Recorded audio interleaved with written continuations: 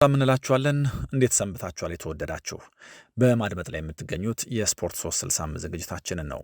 በዛሬው የስፖርት 365 ዝግጅታችን ወደ ኤላንድ ሮድ ተጉዘው ሊድስን 4-0 ስላሸነፈው አርሰናል እናወራለን።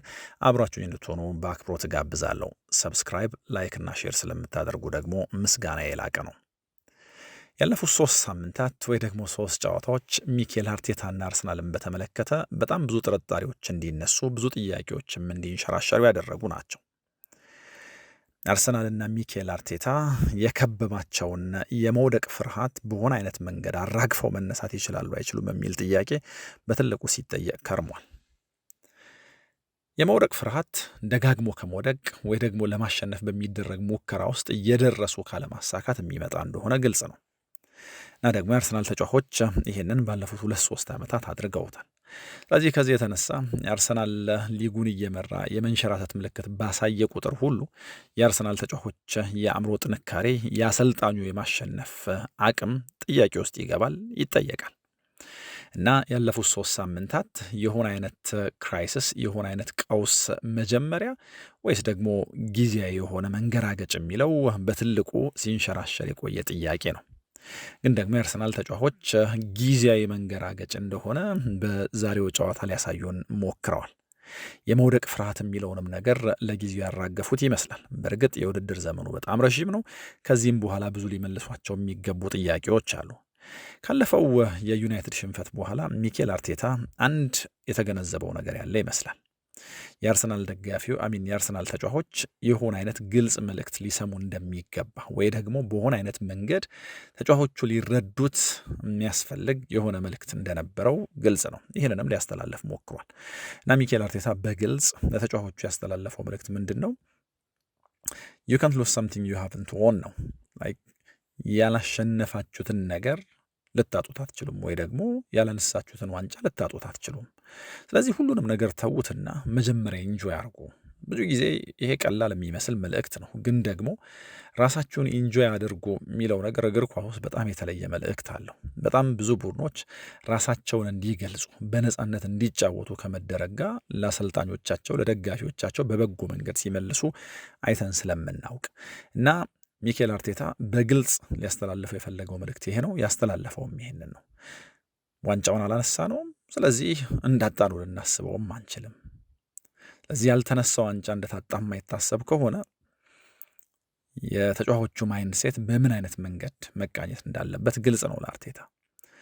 ተጫዋቾቹን ስሜታቸውን እንዲናገሩ ሊያበረታታቸው ሞክሯል። ሪሊ ምን ይሰማቸዋል በዚህ ዋንጫ ጉዟችን ውስጥ በዚህ የፉክክር ስሜት ውስጥ ምን ይሰማቸዋል የሚል ጥያቄ ተጫዋቾቹን ጠይቋቸው ነበር እና ይሄ መውደቅ ፍርሃት የሚባለውን ነገር በተመለከተ ለተጫዋቾቹ በሆነ አይነት መንገድ ክሊር ማድረግ ስለነበረበት ማለት ነው። እንደዚህ በማድረግ ለተጫዋቾቹ በቃ ኢንጆይ ያርጉት፣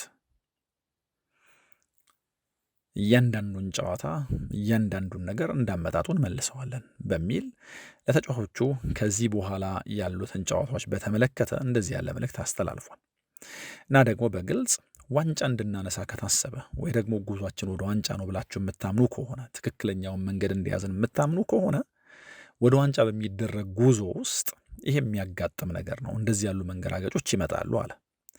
ስለዚህ ሁሉም ነገር አልጋ ባልጋ ሆኖ የሚነሳው ዋንጫ እንደሌለ ተጫዋቾቹ የማስገንዘብ ግን ደግሞ ይህንን ወድቆ መነሳት በራሱ ኢንጆይ እንዲያደርጉት ለተፈጠረባቸው ሴት ባክ በበጎ መንገድ እንዲመልሱ መልእክት አስተላልፏል እና ይህንን መልእክት ካስተላለፈ በኋላ የአርሰናል ልምምድ በጣም ደስታ የሞላበት የተጫዋቾቹ ፈገግታ በቶሎ ተመልሶ የታየበት ነበር ተብሏል።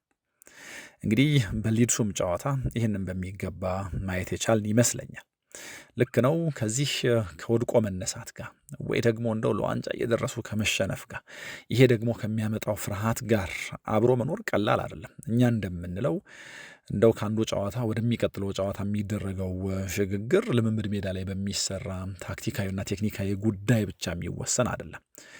አእምሮአዊ ጥንካሬ የሚፈልግ እንችላለንን ተጫዋቾቹ በሚገባ አምነው እንዲያደርጉት የሚያስገድድ ወይ ደግሞ እንደዛ ባለ መንገድ ተጫዋቾቹን መቃኘት የሚኖርበት ከምንም በላይ ደግሞ የተጫዋቾቹን ስሜት ስነ ልቦናዊ ነገር የሚቆጣጠር ነው። በቀጥታ ከአእምሮ ጋር የሚገናኝ ነው እና የአርሰናል ደጋፊዎች ስቴዲየም ውስጥ ማጉረምረማቸው ተጫዋቾቹ ላይ የሚጋባ ወይ ደግሞ ይጋባል የሚባለው ለዚህ ነው። እና ከዚህ አንጻር የአርሰናል የኮቺንግ ስታፍ በተቻለው መጠን ሁሉ ሊቆጣጠር የሚችለውን ነገር የመቆጣጠር ሙከራ ያደርጋል። ሽንፈት ከመጣ በኋላ ተጫዋቾቹ በቶሎ እንዲመልሱ ለማድረግ ያለፈውን ነገር ለመርሳት ወደሚቀጥለው ነገር ደግሞ ለመስፈንጠር ይህንን የአእምሮ ጥንካሬ ተጫዋቾቹ በቀላል አያመጡትም እና አሰልጣኞቹ ስራ ለዚህ ነው ቀላል አይደለም የሚባለው። እንግዲህ በዛሬው ጨዋታ ሚኬል አርቴታ ያስተላለፈው መልእክት ቅድም ተለወጠ ያልነው ልምምድ ወይ ደግሞ ተጫዋቾች ራሳቸውን ኢንጆይ እንዲያደርጉ ያስተላለፈው መልእክት ፍሬ አፍርቶ የታየ ይመስላል።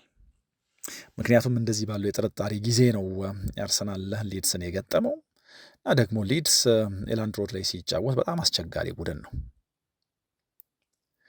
ስለዚህ አርሰናል የሆነ አይነት መልስ መመለስ ነበረበት። በሚገባ ይህንን ማድረግ ችሏል እና በፕሪሚየር ሊጉ ምናልባት በዚህ ዓመት ከሜዳ ውጭ ካደረጋቸው በጣም አሳማኝ ድሎች መካከል ወይ ደግሞ ካሸነፋቸውና በአሳማኝ ሁኔታ ካሳካቸው ነጥቦች መካከል በዋናነት የኤላንድ ሮዱ ጨዋታ አንዱ ነው ሊባል ይችላል። 3 ጨዋታዎች ሳያሸነፍ ለተጓዘ ቡድን፣ ብዙ ጥርጣሬዎች ለነበሩበት ቡድን እጅግ በጣም አስፈላጊ ውጤት ነው እና ማዕበሉን ጸጥ የማድረግ መርከቧን የማረጋጋት ስራቸውን በሚገባ ሰርተዋል።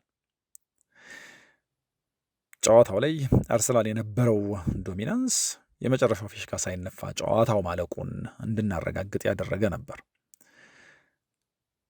የሊድስ ሴታፕ በአጠቃላይ የዳንኤል ፋርከ ቡድን አወቃቀር እንዳጠቃላይ በአርሰናል ተጫዋቾች የአየር ላይ ኳስ ወይ ደግሞ ለእያንዳንዱ ፈተና በአየር ላይም ሆነ መሬት ለመሬት በሚደረጉ ትግሎች የማሸነፍ አቅም፣ በሁለተኛው አጋማሽ ደግሞ በተለይ በተጫዋቾቹ የፈጣን የኳስ ልውውጥ ግራ ተጋብቶና ፈራርሶ አይተነዋል።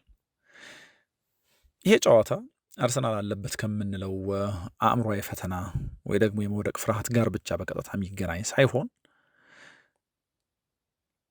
ከሊድስ ሰሞናዊ ጥንካሬም አንጻር በተለየ መንገድ የሚታይ ነው። ለዚህ ነው የአርሰናልን ወደ ኤላንድ ሮድ ሄዶ ማሸነፍ በጣም በትልቁ አጉልተን ልናሳይ የምንሞክረው። ልክ ነው። ሊድስ ምናልባት አርሰናል ዋንጫ ማሳካት ካለበት በቀላሉ ሊያሸንፋቸው ከሚገባቸው ቡድኖች አንዱ ነው ተብሎ ሊታሰብ ይችላል። ግን ደግሞ 2 ጨዋታዎች ባቻ ውጤት የጨረሰ የሜዳውን የመጀመሪያ ሽንፈት በዩናይትድ የተጎነጨ እና በጣም ብዙ ጥያቄዎች ይነሱበት የነበረ ቡድን ሊጫወት የሄደው ያለፉትን 5 የሜዳ ላይ ጨዋታዎቹን ካልተሸነፈ ቡድን ጋር ነው እና ከነዚህ 5 ጨዋታዎች መካከል ደግሞ 3ቱን ያደረገው በደረጃ ከ1 እስከ 6 ካሉት ከቢግ 6 ክለቦች ጋር ነው። ስለዚህ አርሰናል በጣም ሊፈተን እንደሚችል ይታሰባል። በዛ ላይ ደግሞ ደጋፊውና ተጫዋቾቹ ያላቸው የስሜት ትስስር፣ ስቴዲየም ውስጥ ያለው ጩኸት በጣም የሚያሸብር ነው። እንደዚህ ባለ የጥያቄ ጊዜ የተጫዋቾቹ የአእምሮ ጥንካሬ በሚጠየቅበት ጊዜ ከሜዳ ውጭ የሚደረጉ እነዚህ ጨዋታዎች በጣም ከባድ ፈተና አላቸው። በእርግጥ ከዚህ ከዩናይትዱ ጨዋታ ከዛም በፊት በነበሩ አጋጣሚዎች ለማንሳት ስሞክር በኤሚሬትስ የሚደረጉ ጨዋታዎች ለአርሰናል ብዙ ምቹ አይደሉም። እንደውም ከሜዳ ውጭ የሚደረጉ ጨዋታዎች የተለየ ስሜት አላቸው። ምክንያቱም ከሜዳ ውጭ ሲወጡ ተጫዋቾቹ ተቃውሞን ኤክስፔክት አድርገው ነው የሚሄዱት። ሜዳቸው ላይ ሲጫወቱ ግን ደጋፊዎቻቸው ጀርባቸውን ሲሰጧቸው፣ ሲጮሁባቸው መደናገራቸው በሌላ ጊዜ በትክክል ሊያደርጉት የሚችሉትን ነገር መሳሳታቸው የማይቀር ነው እና አዌይ የሚለውን ከዚህ አንጻር ካየነው አርሰናል በተሻለ መንገድ ከሜዳ ውጭ ሲወጣ ይጫወታል። ግን ደግሞ ሰሞንኛው የሊድስ አቋም አርሰናል ካለበት ሁኔታ ጨዋታዎች ካለማሸነፍ ፕላስ ደግሞ ከአእምሯዊ ጥንካሬ ጥያቄ ጋር በትልቁ አርሰናል ይፈተንበታል ተብሎ የሚታሰብበት ሜዳዊ ደግሞ ጨዋታ ነበር። ግን ደግሞ በሚደንቅ ሁኔታ እዚህ ጨዋታ ላይ ምላሻቸውን መልሰዋል። ምላሹ 4 ጎሎች በማግባት የታየ ብቻ አይደለም። ጨዋታው ሊጀመር ጥቂት ሲቀር በሚደረግ ማሟሟቅ ቡካዮ ሳካ ተጎዳ። እንግዲህ ቡካዮ ሳካ በዚህ ውድድር ዘመን አውትፑቱ ብዙ ጥሩ ላይሆን ይችላል። ግን ደግሞ የቡካዮ ሳካ መኖር ለአርሰናል አጨዋወት እጅግ በጣም ወሳኝ እንደሆነ እናውቃለን። የተቃራኒ ቡድን ተጫዋቾች በ2-1 ማርኪንግ ሊያቆሙት የሚሞክሩ ሁልጊዜም ቢሆን የአርሰናል ማጥቃት ወደፊት መጓዝ ካለበት እንደውም የዩናይትዱ ጨዋታ ዕለት የአርሰናል ግራ መጋባት፣ የአርሰናል መፍጠር አለመቻል በአንዳንዶች ልክ እንደ ከዚህ ቀደሙ አይነት አርሰናል እንድናይ ምክንያት ሆኗል ተብሎ የቡካዮ ሳካን ስም ሲያስነሳ ነበር። ምክንያቱም አርሰናል ግራ ሲጋባ አንዱ የሚያደርገው ነገር ካለ ኳሱን ለቡካዮ ሳካ ሰጥቶ መጸለይ ነው ይባል ነበር። ይሄ አንድ የሚያሳየን ነገር ካለ አርሰናል መፍጠር ካለበት፣ አርሰናል ለተጋጣሚው ቡድን ፈተና መሆን ካለበት፣ የአርሰናል ማጥቃት ወይ ደግሞ የመጨረሻ ኳሶች መሰጠት ካሉበት፣ ማጥቃቱ መሻሻል ካለበት የቡካዮ ሳካ ሮል ከፍ ያለ ነው ማለት ነው እና ቡካዮ ሳካ ምንም እንኳ አውትፑቱ ቢቀንስ ሜዳ ላይ ያለመኖሩ ለአርሰናል ይጠቅማል ተብሎ አይታሰብም እና ሲያሟሙቅ መጎዳቱ የሆነ አይነት ድንጋጤ ደጋፊዎች ላይ መፍጠሩ አይቀርም ነበር። እሱን ተክቶ የገባው ማዱዌኬ ግን በጣም በአስደናቂ ሁኔታ ተጫውቷል እና አንድ የስኳድ ዴብዝ የሚጠቅመው ነገር ካለ ይሄ ነው። ማዱዌኬን በተመለከተ መጣበታለሁ። እንደ ቡድን ግን በጥቅሉ አርሰናል እዚህ ጨዋታ ላይ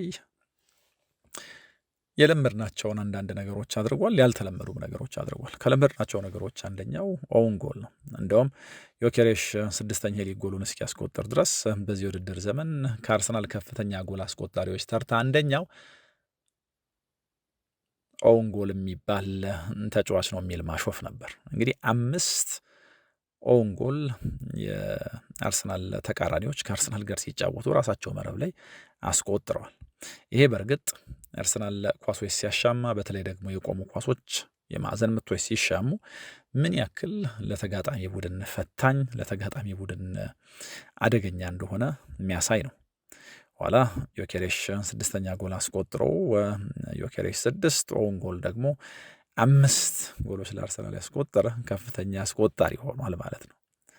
በጣም የሚያስደንቅ ነው። ይሄ የአየር ላይ ኳስ ዶሚኔሽናቸውን የሚያሳይ የተጋጣሚ ቡድን የፍጹም ቅጣት ምት ሳጥን ውስጥ የአርሰናል ተጫዋቾች መኖር ለተጋጣሚ ቡድን ሴንተር ባኮች፣ የወን ግብ ጠባቂዎች ፍጹም ምቾት የሚነሳ ነገር እንደሆነ በሚገባ ያሳየ አጋጣሚ ነው እና ማንም ከአርሰናል ጋር እንደዚህ ባለ መንገድ መፋጠጥ የሚፈልግ አይመስልም።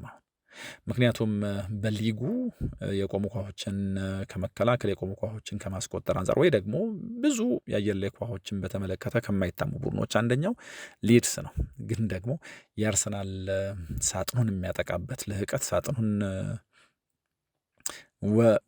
ጎል ለማስቆጠር የሚጠቀምበት መንገድ ሊድስን እንኳን ምላሽ እንዲያጣ አድርጎታል። እንግዲህ የመጀመሪያው አጋማሽ ጎሎች መነሻ እነዚህ የተለመዱት ተሻጋሪ ኳሶች ናቸው። ሁለተኛው አጋማሽ ላይ ግን ቅድም እንዳልኩት የአርሰናል ሙቭመንት በጣም ፍሉይድ ነበር። የኮምቢኔሽን አጫዋታቸው በጣም ድንቅ ነው። ሊድስ ለዚህ የሚሆን ምላሽ በፍጹም አልነበረው እና በሚገባ ዶሚኔት አድርጎ ያገኛቸውንም እድሎች ተጠቅሞ ነው አርሰናል 4-0 ያሸነፈው። ለዚህ ደጋፊው እፎ የሚል ይመስላል። በጥቅሉ እንግዲህ ከሊድስ ጋር በዚህ ውድድር ዘመን ያደረገውን ጨዋታ በድምር ውጤት 9-0 አሸንፈዋል ማለት ነው። ሜዳው ላይ እና ከሜዳ ውጭ የተደረጉትን ጨዋታዎች ጎል ሳይቆጠርበት 9-0 በሆነው ውጤት አሸንፏል። እንዳልኩት ይሄ ድል በጣም የተለየ የሚሆነው አርሰናል አለበት ከሚባለው አእምሮአዊ ድክመት ብቻ ሳይሆን ሊድስ በሜዳው ከገነባው ጥንካሬም አንጻር ነው።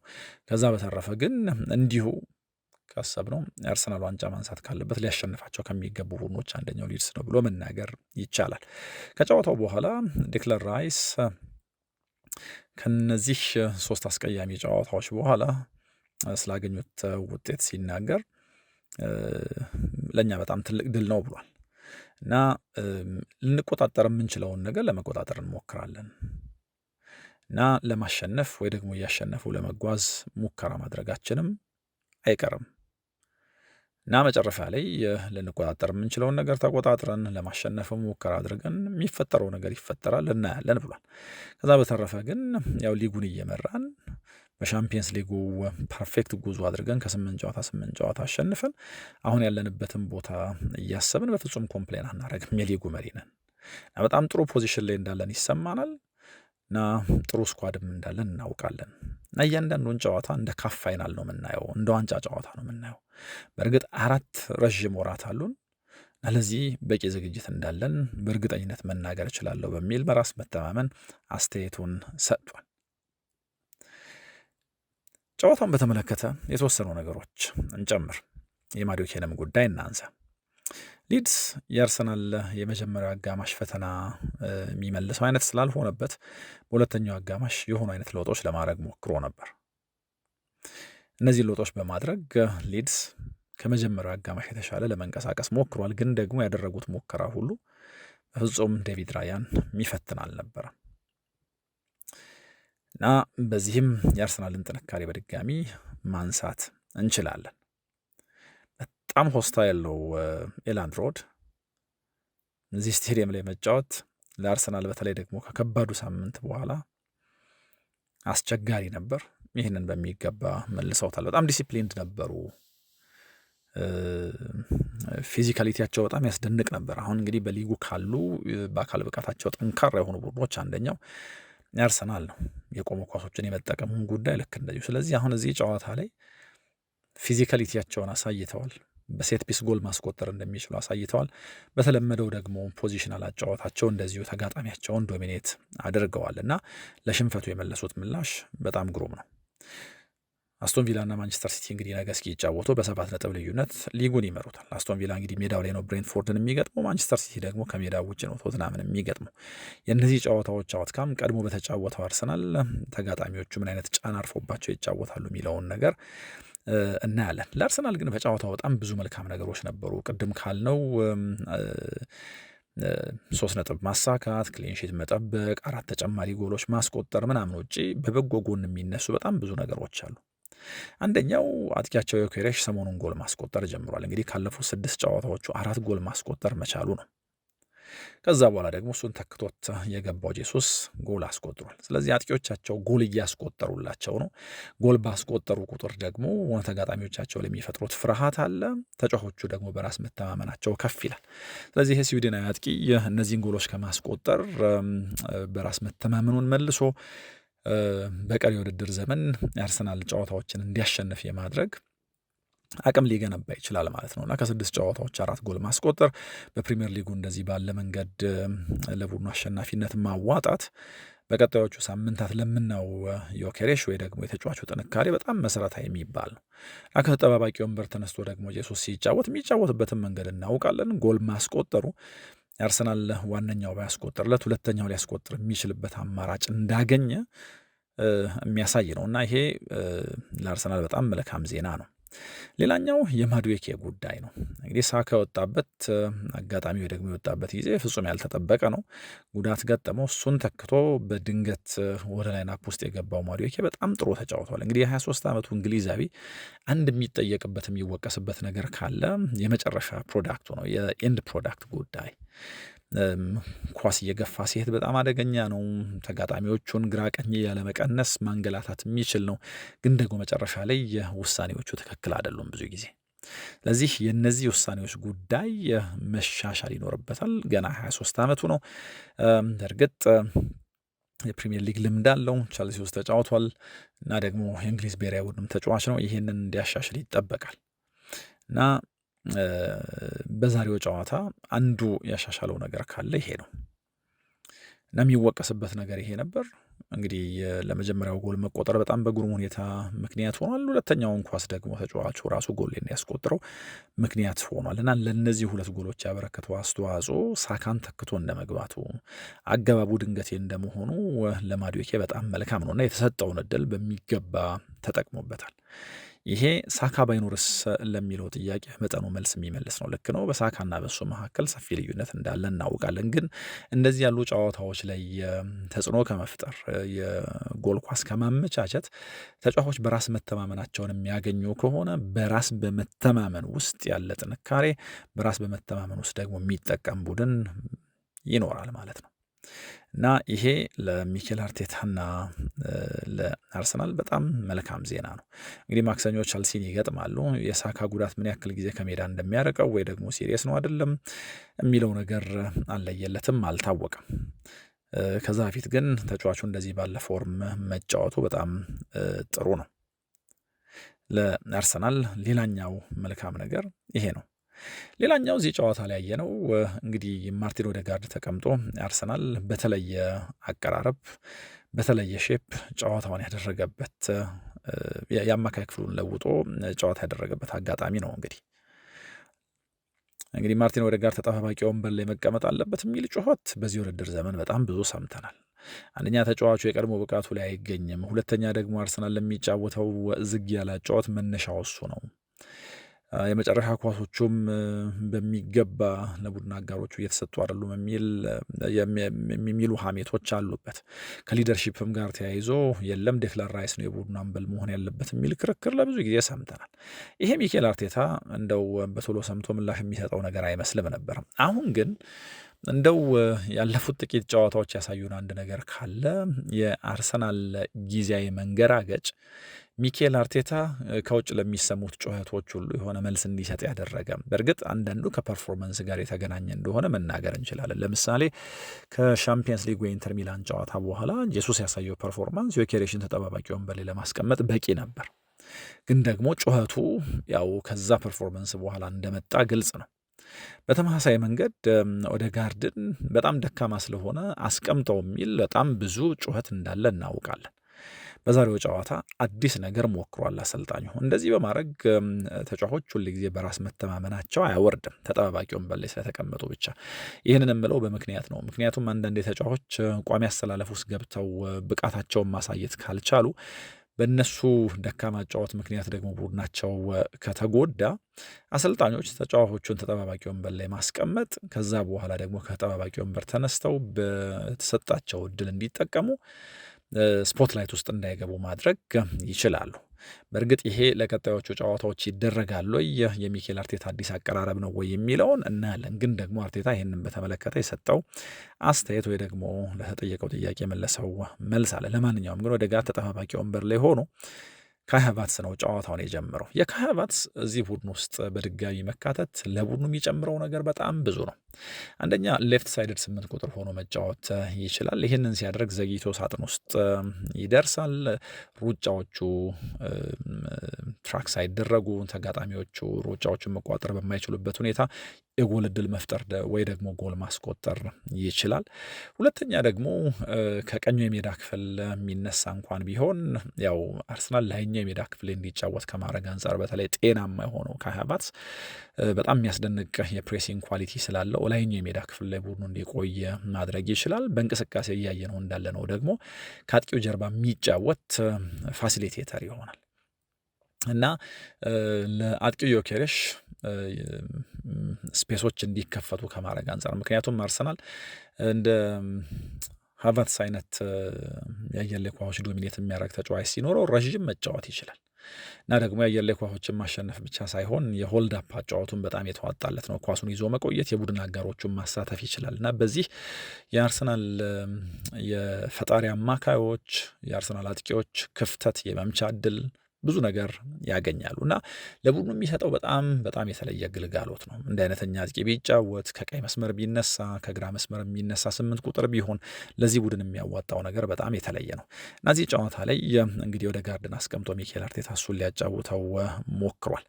ግን በጨዋታው እንቅስቃሴ እንዳየ ነው ዴክላን ራይስ የከዚህ ቀደሙ ነጻነት ተሰጥቶት ብዙ ወደፊት አልሄደም ነበር። ምክንያቱም ዙቢሜንዲና ራይስ ሞር ኦፍ ደብል ፒቮት አይነት ነገር ሆነው ካይ ሃቨርትዝ ደግሞ ለዮኬሬሽ ተጠግቶ ሲጫወት ነበረ በብዙ አጋጣሚዎች የታዩት እና ይሄ አርሰናል ኮንቬንሽናሊ 2 ደብል ፒቮቶች እየተጠቀመ እንዳለ የሚያሳይ ነው።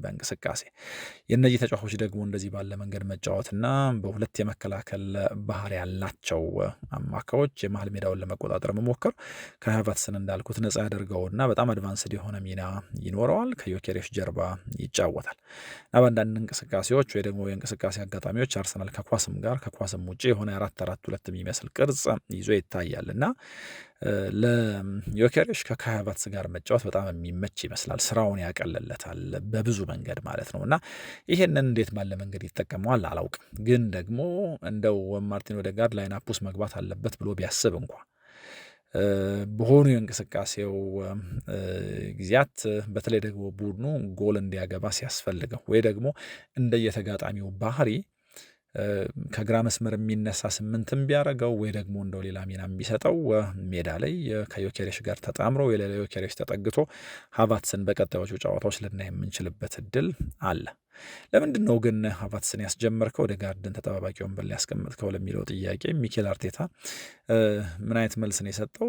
የጨዋታው አይነት ነው ተጫዋቾቻችንን እንድንመርጥ ያደረገን አይነት አስተያየት ሰጥቷል። እና ኤክስፔክት ያደረግነው ሊድስ በጣም አግሬሲቭ እና ቀጥተኛ ነው የሚል ነው።